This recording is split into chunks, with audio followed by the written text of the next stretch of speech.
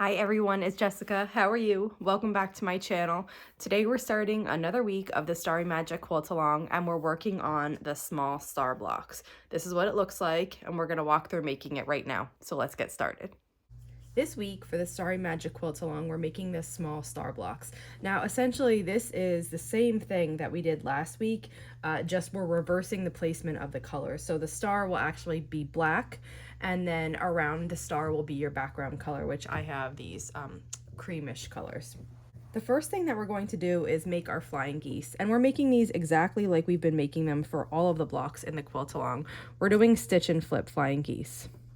So I have lined up my square right side together with the rectangle. All the sides are matching and I'm going to sew from this point to this point. If you want, you could draw this line with a ruler and a pencil before you start sewing.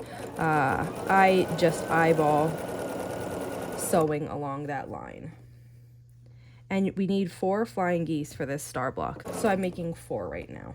After we have sewn on one side of all 4 of the rectangles, I'm just trimming the threads. This is what it looks like now, and I'm just going to cut with scissors here, leaving about 1/4 of an inch seam allowance.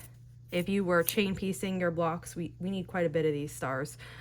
So if you're chain piecing, you could stack these on the cutting mat like I've shown in other videos and just cut the whole lot at once, and then go ahead and add your other side and then repeat it by cutting it on the mat, and that makes it really fast.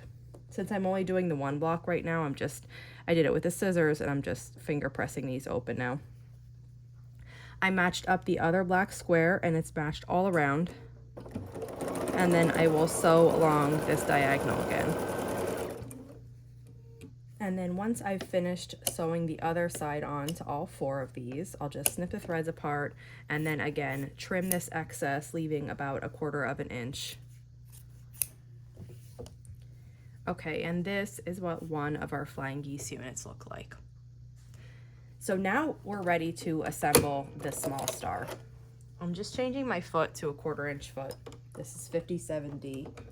And I'm gonna assemble this block vertically, but let me show you the placement of everything first. So I know my geese aren't pressed, but I don't press them with an iron, I just finger press them. So this is the position of everything. And I'm going to assemble these 2 columns together and then I'll add this column after. So I'm just gonna move this stuff aside and we're gonna work one piece at a time.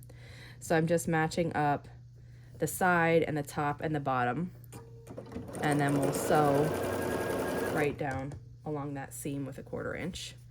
Now I have another flying geese unit and I'm gonna lay my center on top.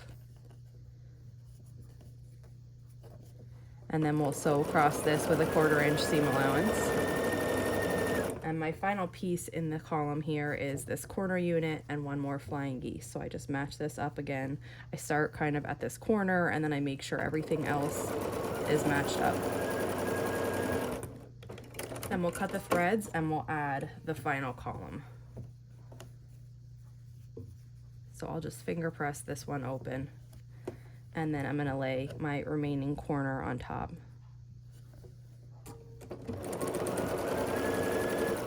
Now I'll put my final flying geese on top of the center square.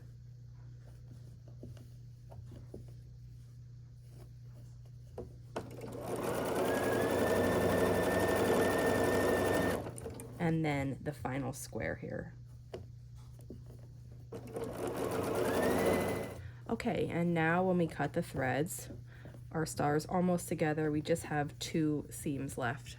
So I'm going to just lay this piece on top of the center. I keep the threads connected, I don't even cut them. That makes this quick and easy. And then we're just gonna sew along this side with a 1/4 inch seam allowance.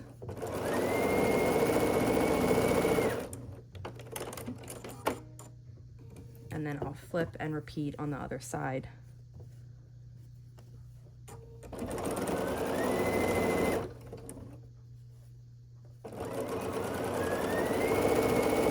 Is what our small star block looks like.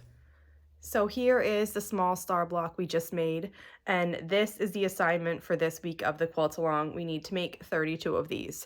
Chain piecing is the way to go. It's going to make it go quickly for you. and I hope that you enjoy making these. If you have any questions on this, just let me know, and if not, I'll see you back here soon. Thanks for following along.